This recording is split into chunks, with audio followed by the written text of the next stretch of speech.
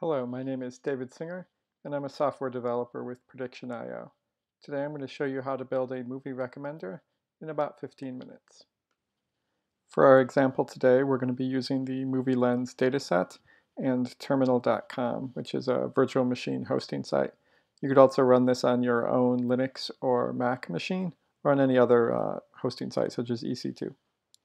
PredictionIO is an open source machine learning server for software developers and data engineers.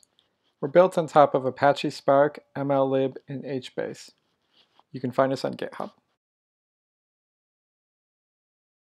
Okay, we're going to go to Terminal.com and search for PredictionIO. You'll want to select the latest version, and then set the size to at least medium. HBase won't start properly if you set it to anything smaller than medium.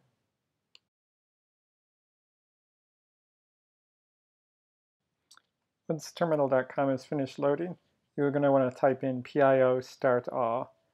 And that's a single command that will start Elasticsearch, HBase, and the event server. It takes just a few seconds to run, and once that's done, you'll be good to go.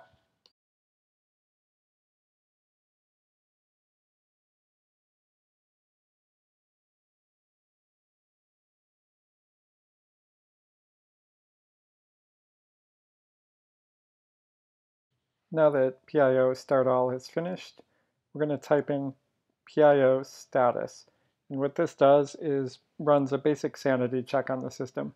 Make sure all the underlying components are up and running. And you can run this command at any time. Now that we know everything is up and running, we're going to introduce one of the core concepts to PredictionIO, engine templates. Engine templates are packages of code that contain all of the DACE architecture, and you can use them as is or modify them to meet your specific business needs. Okay, the first thing we're going to do is navigate into the PredictionIO directory. And then we're going to open up a web browser and go to templates.prediction.io. This is the front end for our template gallery. All of our templates are open source. In this case, we're going to use the similar product with rating. There's a basic README, tells you how to use it, some other information on the sidebar here. And this is the command we're going to use to install it. We'll go back to Terminal.com, paste that in, and then enter a name for our engine. Our template system is backed by GitHub. If you'd like to contribute an engine, you can simply go to templates.prediction.io and click Submit Template. And we have a variety of templates available now, and people are contributing new ones every day. Okay, looks like we're pretty much done here. It's copying the files to our local computer, and then we'll be ready to go.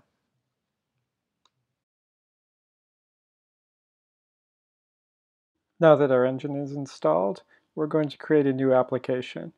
You want to be sure that you're in the engine directory. We just type in PIO app new in the name of our application. It'll take just a second here. And we want to make note of the access key. We'll be using that later on.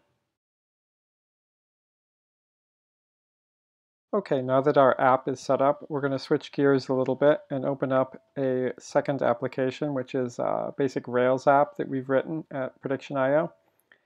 And it connects to the PredictionIO server that we just set up, and it allows us to have a visual front end to the data so we can see how the queries are working and see the results. Okay, we're going to head back to Terminal.com here and type in MovieLens and load up a basic Rails server. We've gone ahead and installed Postgres and all of the other basic things that you would need to run Rails.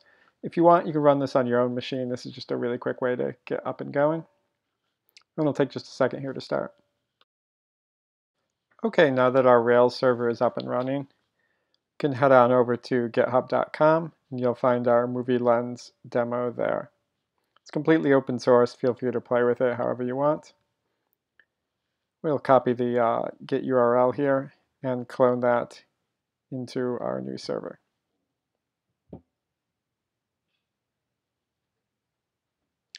Once that's done, we can simply run bundle install.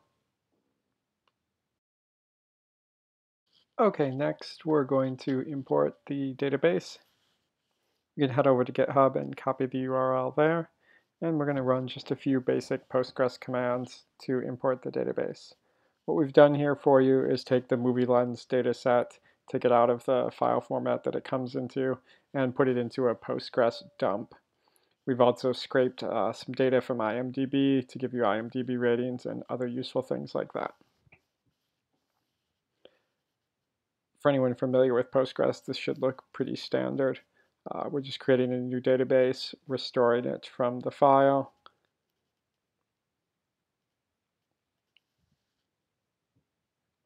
And it'll take just a second to run. Now that our database is set up, we need a way to get that data into PredictionIO. And we're going to use an SDK for that. We have several official SDKs, as well as a variety of community SDKs.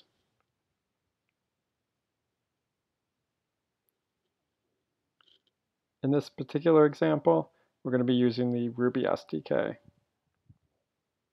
which is available on Ruby Gems.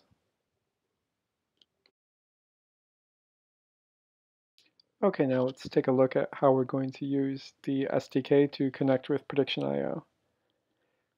We'll define a few environmental variables in a second here, but this line of code creates a client which we can then interact with, and we'll loop through it once for users, once for movies, and once again for ratings, sending all of that data to PredictionIO. And this is, of course, a rake task. Okay, now we're going to define those environmental variables. There'll be three: an event server URL, an engine URL, and an access key. And we'll just use the export command to define those. You can also define them in a .env file in the root directory of the Rails project if you want. And last, if you forget your access key, you can go back to the PredictionIO server and type in PIO app list, and it will list out all your applications and the access keys. Okay, now we're going to run that rig task that we just created. But before we do that, we're going to scale up our instance. This is one of the great things about Terminal.com. You can scale up and down really quickly. By scaling this up, we're going to be able to run our rake import task in a lot less time. We type in rake import PredictionIO and just hit enter. Now this is going to take a little while to run. There are about 70,000 unique users, 10,000 movies, and about 10 million individual ratings. If you're running this at home and you don't want to wait the full time, you can kill the task after 1 million ratings or so and still get reasonable results. While the import finishes up, I wanted to take a moment to talk about PredictionIO's architecture. PredictionIO consists of an event server and an engine. The way it works is you have your application and you pass in user data to the event server, and then you query through a REST API the engine. Within the engine component, we achieve separation of concerns through DACE, which is similar to MVC for many web frameworks. D for data source and data preparator, A for algorithms, one or more, S for serving, and E for evaluation. Here's how that looks. Within the engine, data is passed into the data source, where it becomes training data, which is then passed to the data preparator, where it becomes prepared data, and then it's passed to each individual algorithm. And here's how that looks at a code level. Each component of the DACE architecture is encapsulated in its own class, which allows various members of your team to work on different areas of the problem without stepping on each other's toes. PredictionIO is written in a language called Scala, which runs on the JVM. And now we'll look at some actual code. This is code from the template that we imported earlier. Each template within the template gallery contains a file which encapsulates that particular element of the DACE architecture. And you're free to modify each one at any point to suit your specific business needs.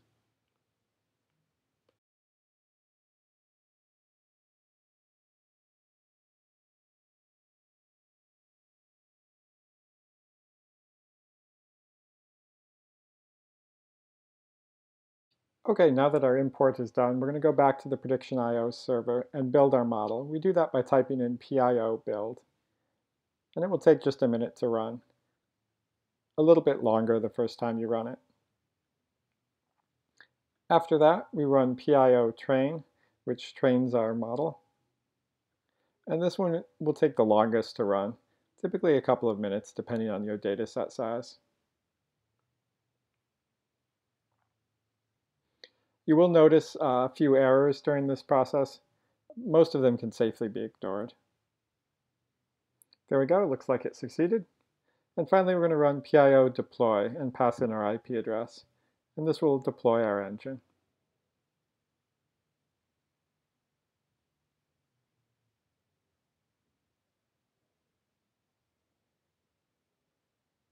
There we go. And since we're using Terminal for this example, we're going to go ahead and scale back down just to save a little bit of money.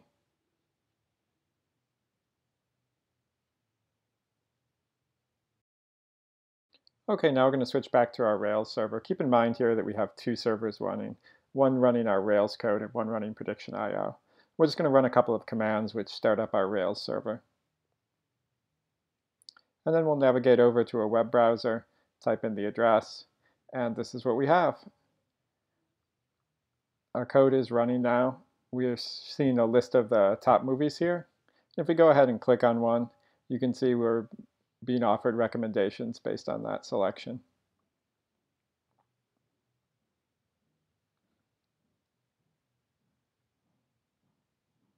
We could try another movie, and again, personalized recommendations. Okay, let's take a quick look at the Ruby code behind this so you can see how we're using PredictionIO. First off, we find the movie that the person clicked on, then connect to the engine client. From there, we send in a query passing in the movie ID, and we get a list of recommendations. On the view layer, it looks something like this. We just show the original movie and loop through the recommendations, showing each one. Okay, that's it. If you've been following along at home, you've successfully built a movie recommender using PredictionIO and our MovieLens Rails app.